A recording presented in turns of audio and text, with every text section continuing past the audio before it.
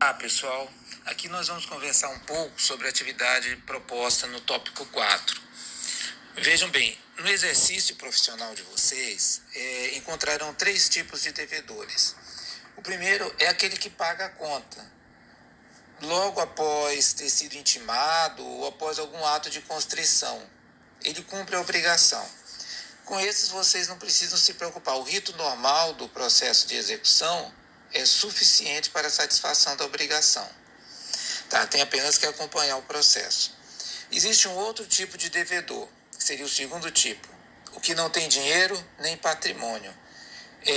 Nesse você verifica que ele mora na periferia, ou está desempregado, ou mora de favor realmente no fundo da casa de algum amigo, que também não tem condições e está numa situação muito difícil. Normalmente são autônomos ou desempregados, são muitas questões relativas a direito de família. Tá? Nesse caso em que não tem patrimônio, toda pesquisa que você fizer vai dar negativa. O ideal é procurar negociar com o devedor uma forma de cumprir a obrigação dentro das possibilidades financeiras dele. Tá? Aí a sugestão para vocês é tentar chegar a um acordo com ele, estabelecer uma cláusula penal, que seria uma multa para caso de inadimplemento, parcela a dívida, uma dívida de 5 mil reais, parcela em não sei quantas parcelas de 40, 50 ou 100 reais, e coloca uma cláusula havendo inadimplemento da parcela, as demais vencerão antecipadamente, acrescidas de multa de 30, 40, 50%. Aí você amarra bem o acordo e coloca uma parcela dentro das condições financeiras que ele possa arcar. Então, nós vimos dois tipos de devedor: o que cumpre a obrigação, o que não tem condições de cumprir a obrigação, e o terceiro tipo é aquele que dá mais trabalho, é o que tem condições de cumprir a obrigação e não a cumpre.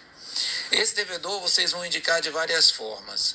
Primeiro, provavelmente a execução dele que você estará levando adiante não é a primeira. Pesquisando o CPF no sistema processual, encontrarão às vezes 20, 30, 40, 50 execuções no nome desse sujeito, e todas sem êxito. Ele não paga porque acredita que conhece o sistema de justiça e aposta na ineficácia do sistema e na pouca experiência do advogado da outra parte em conseguir identificar patrimônio ou bem. Normalmente ele se julga muito esperto. Tá? Esse sujeito muitas vezes é sócio oculto de alguma empresa, às vezes tem várias empresas e deixa laranjas administrando a empresa. Muitas vezes é aquele empregado ou sócio que aparece como empregado e com um salário bem menor do que o correto. Na carteira tem um salário mínimo, quando ele recebe às vezes 10, 20 salários, tudo por fora para ocultar o patrimônio. Tá? Como você identifica esse devedor? Por várias formas. Primeiro, um padrão de vida incompatível com a renda. Seja porque é um sujeito que mora no bairro mais nobre da cidade, numa casa confortável e recebe um salário mínimo por mês, ou não tem renda declarada nem profissão conhecida. Isso aí geralmente é incompatível com o padrão, com a renda dele. Veículos que ele use normalmente em nome de terceiro, a casa também deve estar em nome de terceiro, tá? Mas é onde ele reside, é o endereço dele. Tá? Também você verifica, às vezes tem alguns que gostam de ostentar, seja em coluna social, Facebook ou redes sociais, um padrão incompatível com a renda, com viagens ao exterior, ou demonstrando veículo, ou relógio, ou roupas caras, tá? Como é que você pega esse sujeito? Primeiro, as medidas típicas de execução, que são aquelas do rito processual, como ele conhece e consegue se esquivar dele, com essas medidas que ele acredita eficientes de ocultação patrimonial. Então, vocês têm que trabalhar com as medidas executivas atípicas, e aqui nós estamos falando de obrigação de pagar a quantia certa, que as outras são de fácil satisfação. Então, você vai ser socorrer no artigo 139, inciso 4 do CPC.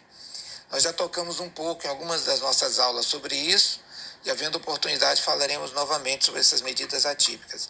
Então, o que seria?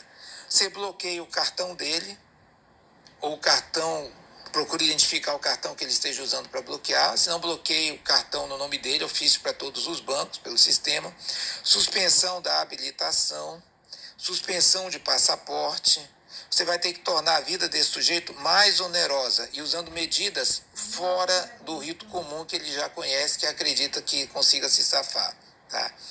No caso da questão, qual era o problema? Em cumprimento de sentença, após exaustiva pesquisa patrimonial, penhora online, renajude e cartórios de imóveis, nada foi encontrado. Esse tipo de devedor, você não vai achar patrimônio dele em conta bancária. A penhora online já foi um instrumento com uma eficácia muito boa, pegava até 80% do que era pesquisado, você conseguia identificar algum patrimônio. Hoje ela só pega devedor inexperiente.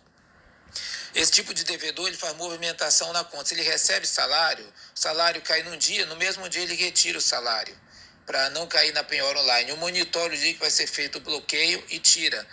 Tem empresas de fachada ou contas que eles têm que pagar, o vencimento é hoje.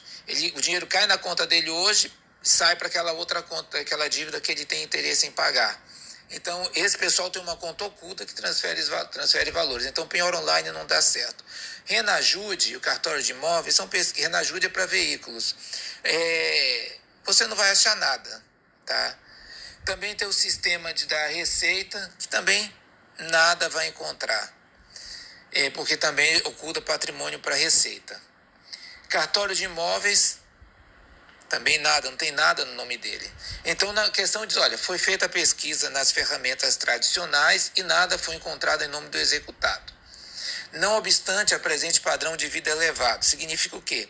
Que ele mora numa casa cara, num bairro nobre, tem bom padrão de vida, mas não tem receita para manter aquilo, pelo menos identificável. O exequente descobriu que todos os gastos do executado são pagos pelo cartão de crédito da empresa X. Está na questão, né? Na qual o executado não figura como sócio declarado, tampouco como empregado. Que medida você adotaria como advogado do exequente? Nesse caso, primeiro tem que fazer uma desconsideração da personalidade jurídica da empresa. Você não tem elementos, às vezes, para isso, mas hoje o incidente de desconsideração da personalidade permite uma instrução.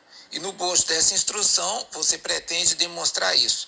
Só que se você for esperar toda a instrução do incidente de desconsideração da personalidade para achar algum patrimônio desse sujeito, quando terminar o incidente, o dinheiro da empresa, de quem paga as contas dele, vai estar esvaziado, não vai ter nada.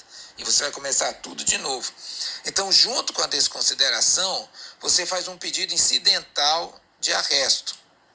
Arresto para bloquear algum bem dele, ou alguma conta, algum valor na conta dessa empresa e deixa numa conta judicial remunerada, tá? Se achar valores financeiros. Se for um automóvel, também bloqueia o automóvel, o imóvel bloqueia a matrícula do imóvel,